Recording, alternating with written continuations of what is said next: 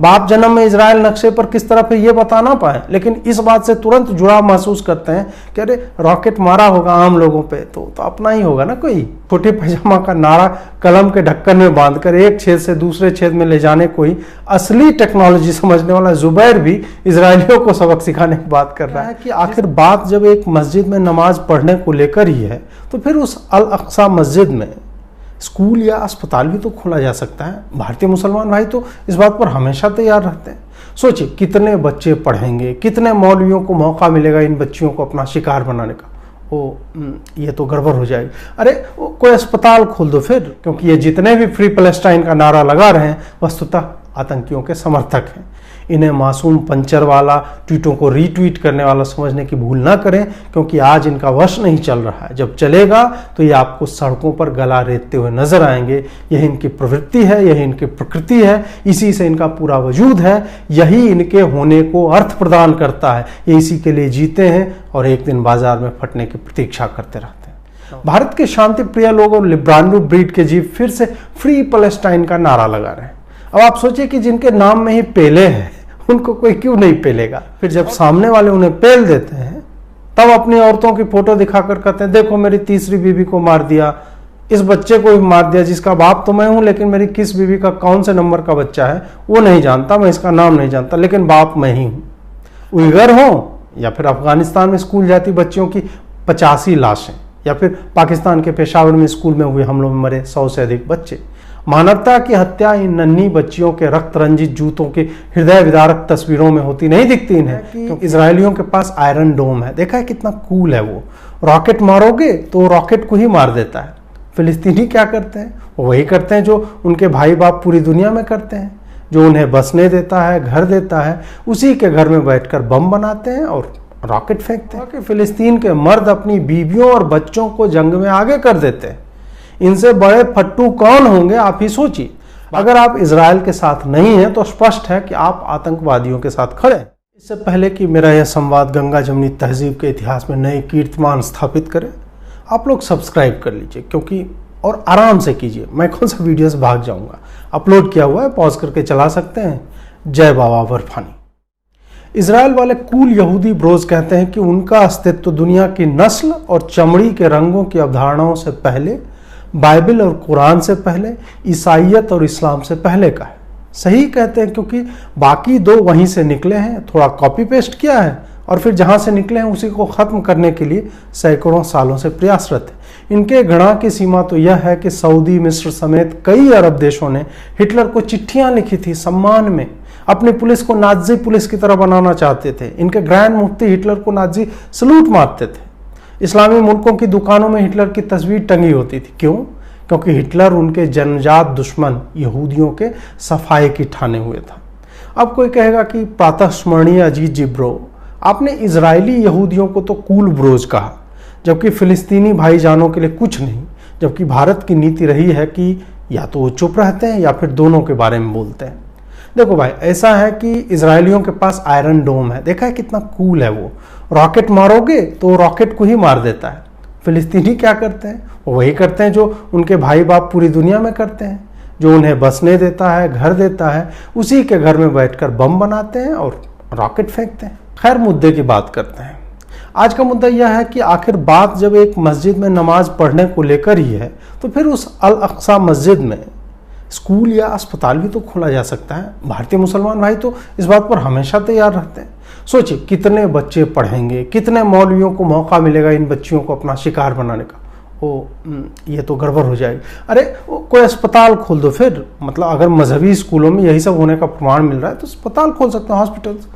मैं तो जब भी कोई विवादित स्थल देखता हूं तो मेरे आंखों की पुतलियों में 2 स्कूल खुल जाते हैं। मैं देखता हूं कि उसमें टोपी पहने हुए बच्चे जा रहे हैं, वो बड़े होते हैं, वो काफिरों से घृणा करने लगते हैं, फिर घरों में बैठकर बम बनाते हैं।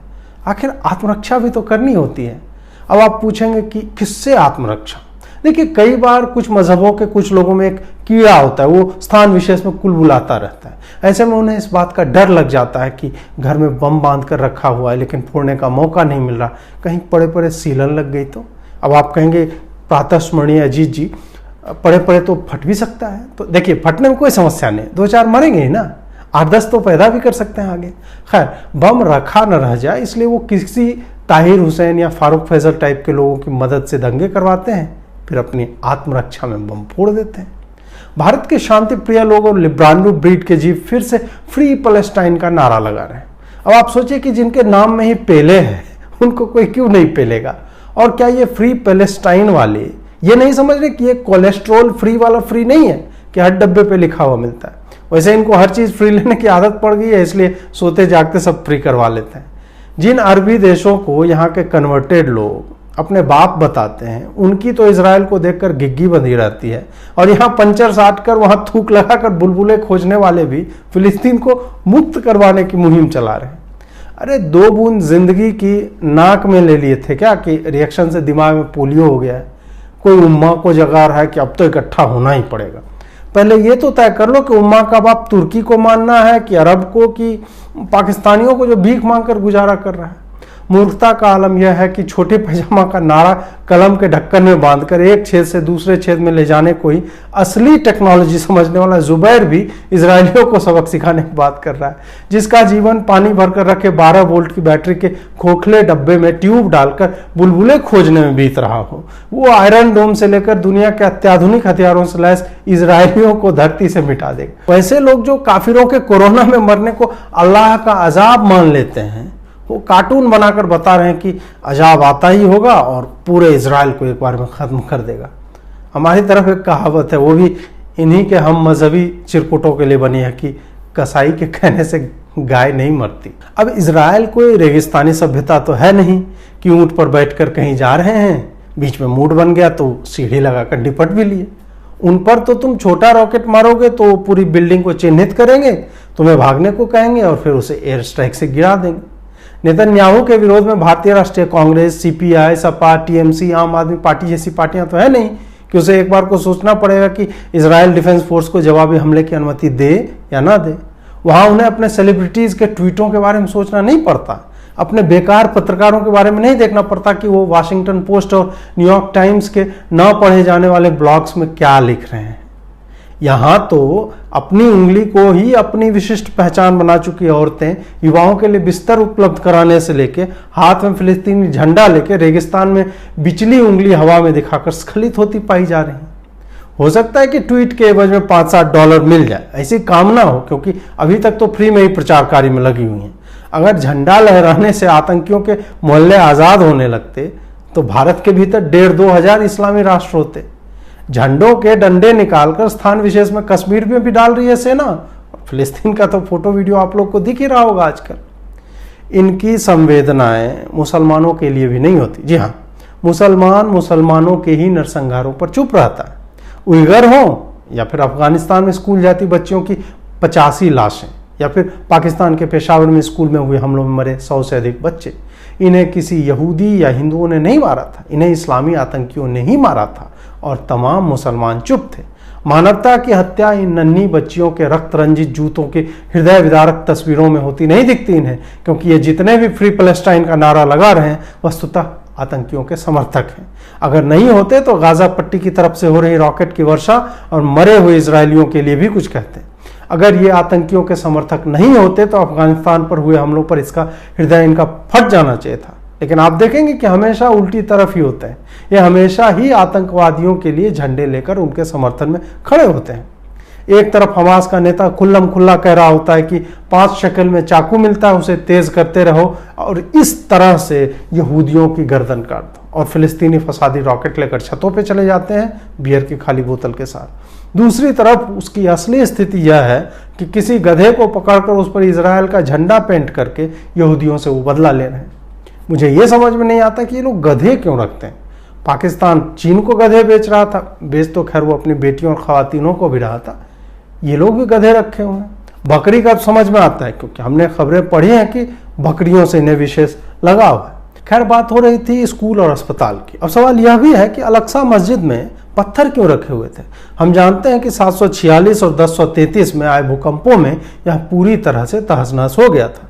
तो क्या फिलिस्तीनी फसादी ये जानते थे कि उन्हें फिर से बनाने की आवश्यकता पड़ सकती है? क्या वो पत्थर कंस्ट्रक्शन मटेरियल थे? वैसे मस्जिदों के छत पर तो दिल्ली के हिंदू विरोधी दंगों में भी पत्थर जो उस समय भी रखे हुए मिले थे। नमाज पढ़कर पत्थरबाजी करने वाले लोग बड़े विचित्र होते हैं। पहले वो पत्थर फेंकते हैं, फिर जब दंगे को नियंत्रित करने के लिए पुलिस घुसती है तो रोते हैं कि इस्लाम के तीसरे सबसे पवित्र स्थल पर पुलिस कैसे घुस गई।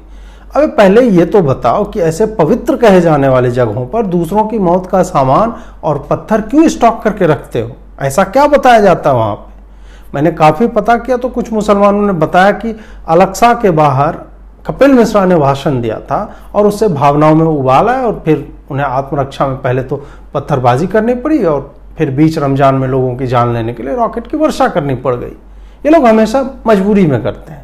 पहले मजबूरी में करते हैं, फिर इन्हें मजा आने लगता है, फिर ये अपनी औरतों और बच्चों को आगे कर देते हैं। फिर जब सामने वाले उन्हें पेल देते हैं तब अपनी औरतों की फोटो दिखाकर कहते हैं देखो मेरी तीसरी बीवी को मार दिया, इस बच्चे को भी मार दिया जिसका बाप तो मैं हूं, लेकिन मेरी किस बीवी का कौन से नंबर का बच्चा है वो नहीं जानता, मैं इसका नाम नहीं जानता, लेकिन बाप मैं ही हूं। अगर आप इजराइल के साथ नहीं हैं तो स्पष्ट है कि आप आतंकवादियों के साथ खड़े हैं।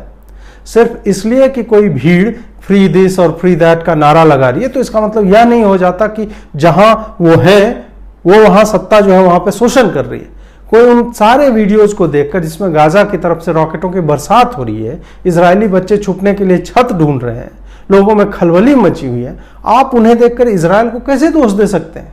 हरे स्कार्फ के साथ औरतों की तस्वीर लगाकर अल्लाह का अजाब मांगना अलग स्तर की मूर्खता है, क्योंकि अगर अल्लाह जो कि दयालु है, सर्वशक्तिमान है, जो जानता है कि क्या हुआ है, क्या हो रहा है और क्या होगा, उसे भी पता होगा कि फिलिस्तीन के मर्द अपनी बीवियों और बच्चों को जंग में आगे कर देते हैं।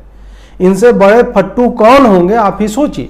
बाकी हर जगह और हर धर्म में परिवार की सुरक्षा, बच्चों को बचाना पहला उद्देश्य होता है, लेकिन गधे पर झंडे बनाकर विरोध करने वाले फिलिस्तीनी नामर्द और उनके वीरहीन समर्थक पूरी दुनिया में इसी नपुंसकता का प्रदर्शन करते रहते हैं। कश्मीर से लेकर दिल्ली तक इन नामर्दों ने हमेशा बच्चों के हाथ में पत्थर और औरतों को बुर्के में छिपाकर लड़ाइयां लड़ी। इनकी मर्दानगी बस कमरे के अंदर बच्चे पैदा करने या फिर उन मदरसों में ही दिखती है जहां ये अपने ही दोस्तों की बच्चियों का रेप करते हैं जो वहां पढ़ने के लिए आती।